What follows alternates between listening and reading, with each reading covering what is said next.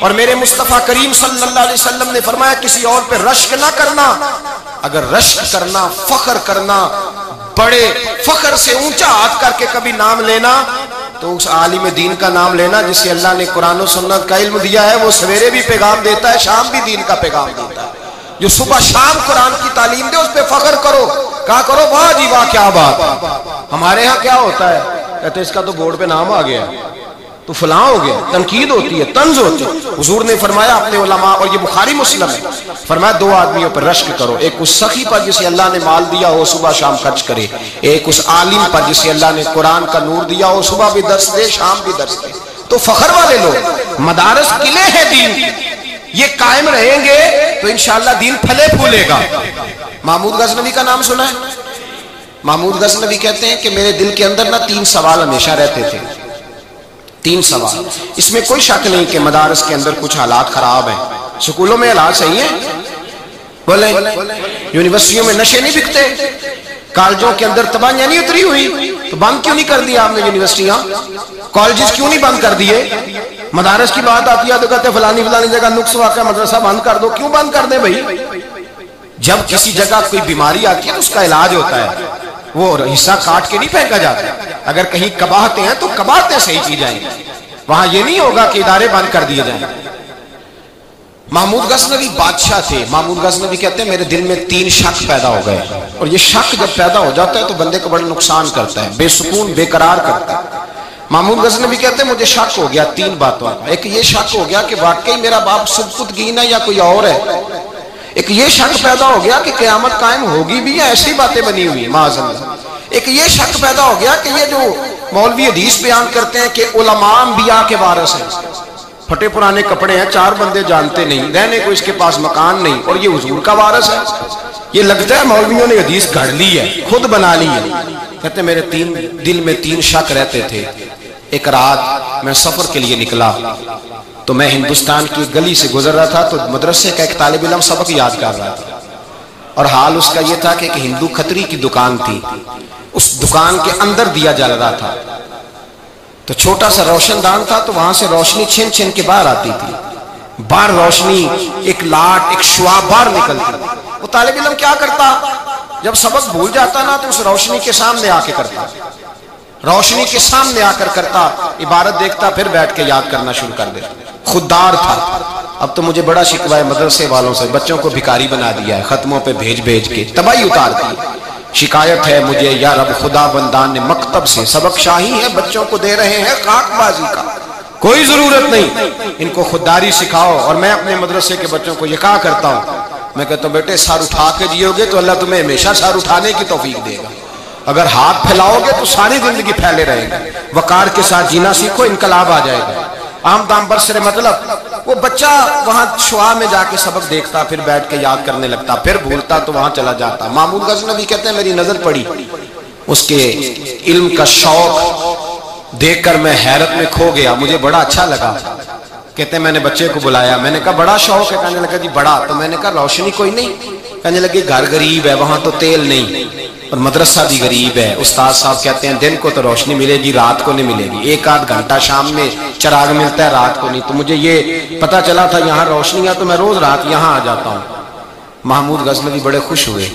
بڑی ساری لالٹین تھی، اس بچے کو دی. کہنے لگے بیٹے رکھ لو، اور اس آدمی کی میں نے ڈیوٹی لگا دی ہے، جب بھی تیل ختم ہو تم آنا، یہ تمہیں دے گا. بچے نے لالٹین پکڑی اور محمود کی طرف دیکھا تو بس 2 جملے، جزاک اللہ خیرہ، اللہ تجھے بہتر جزا عطا کرے. یہ کہہ کے وہ بچہ چلا گیا. محمود کہتے ہیں پتہ نہیں اتنا سکون دل کو کبھی نہیں ہوا جتنا آج ہوا ہے. اتنی ٹھنڈک پہنچی، 2 جملے، کوئی تعریف نہیں کی، کوئی قصیدہ نہیں پڑھا، اندر میرے سکون آ گیا. کہتے ہیں میں قربان جاؤں، رات کو جا کر میں بستر پہ لیٹا، دل کی آنکھیں بند، سر کی آنکھیں بند ہوئی تو دل کی کھل گئی. مجھے مدینے والے محبوب کا دیدار نصیب ہو گیا. حضور میری خواب میں آئے، جلوے مہکنے لگے، خوشبوئیں بکھرنے لگی، حالات بدلنے لگے. اور کہتے ہیں نبی پاک نے ایک جملہ کہا اور میرے 3 سوالوں کے جواب دے دیے. حضور نے فرمایا او سبکتگین کے بیٹے، آج تو نے میرے ایک وارث کی خدمت کی ہے، میں قیامت کے دن تیری سفارش کروں گا. فرماتے ہیں مجھے مسئلے کی سمجھ آ گئی کہ میرا باپ سبکتگین ہے، قیامت قائم ہوگی اور علماء واقعہ انبیاء کے وارث ہیں۔ محمود کہا کرتے تھے کہ میں سمجھ گیا ہوں جتنا رب مدرسے کی طرف توجہ کرنے سے راضی ہوتا ہے، اور فرماتے ہیں میں سمجھ گیا ہوں۔ آج تو لوگ کہتے ہیں نا جس طرح کا مرضی نعت کا ہے اس سے نعت سنو مدینے چلے جائیں گے۔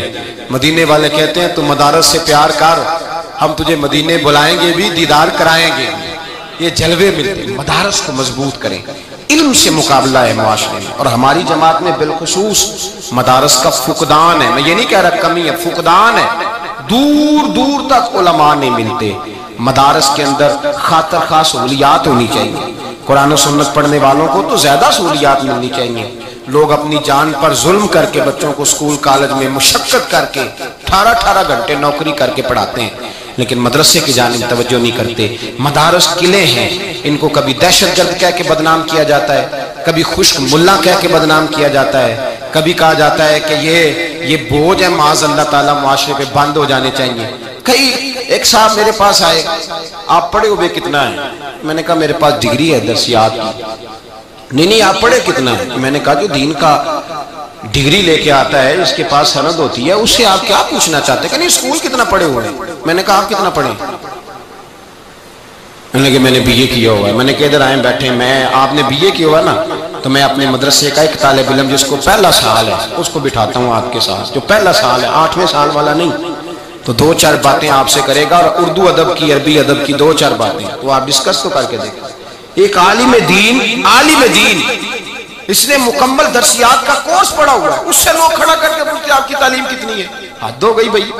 اور پھر مسجد کا صدر ٹیسٹ لیتا ہے، علامہ صاحب کا ٹیسٹ صدر صاحب لیتے ہیں، وہ والے صدر صاحب جن کو ٹیسٹ کا ترجمہ بھی نہیں آتا، جن کو یہ بھی نہیں پتا کہ عالم کے معنی کیا ہوتے ہیں، جن کو یہ بھی نہیں پتا کہ قرآن و سنت کے وہ ٹیسٹ لے رہے ہیں، عالم صاحب کا ٹیسٹ ہو رہا ہے۔ اس لیے میرے صاحب فرمایا کرتے تھے بڑی مسجدوں میں نہیں رہنا، ان مسجدوں کا انتخاب کرنا جو اگرچہ سنسان جگہوں پہ ہوں لیکن ایسی جگہ ہوں جہاں اپنی مرضی سے آزادی سے دین کا کام کیا جا سکے۔ ایسی جگہ نہ ہو جہاں 36 جگہ پہ بریک لگانی پڑے اور پوچھنا پڑے کہ جناب یہ کر لوں، یہ ہو جائے، یہ کیسے ہے، یہ ویسے ہے۔ دین کا کام اللہ سے ڈر کے ہوتا ہے، اس میں شک نہیں، لیکن عالم اگر عالم ربانی ہو، پھر بات یہ ہے میرے بھائی کہ ہمیں یہ بھی تو دیکھنا چاہیے نا کہ علماء کو ہم دے کیا رہے ہیں، مدارس کے ساتھ ہمارا رشتہ کس قسم کا، تعلق کس قسم کا۔ تو مدارس کو مضبوط کریں۔ جتنا منفی پراپوگنڈا ٹی وی پہ اخبارات پہ مدارس کے خلاف ہوتا ہے اس کا ایک ہی مقصد ہے کہ جو دین کے بارے میں بات ہوتی ہے اس کو بند کیا جائے۔ مدارس دین کے قلعے ہیں، اور میرے رسول کا دین ہمیشہ رہنے کے لیے آیا ہے۔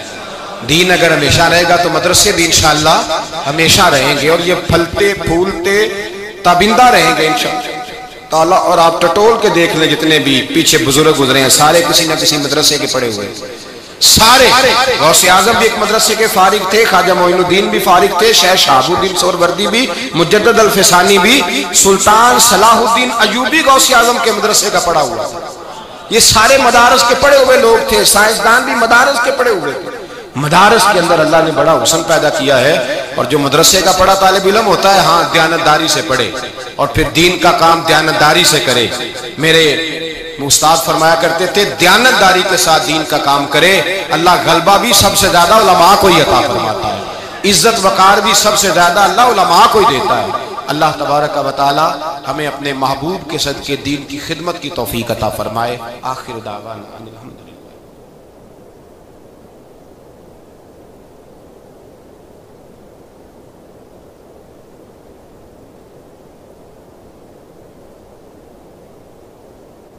مزید اچھی ویڈیوز دیکھنے کے لیے ہمارے چینل کو سبسکرائب کریں اور ویڈیوز کو لائک کمنٹ کریں اور دوستوں میں شیئر کریں۔ اللہ تعالیٰ آپ کو جزا عطا کرے۔ جزاکم اللہ خیرا کثیرا۔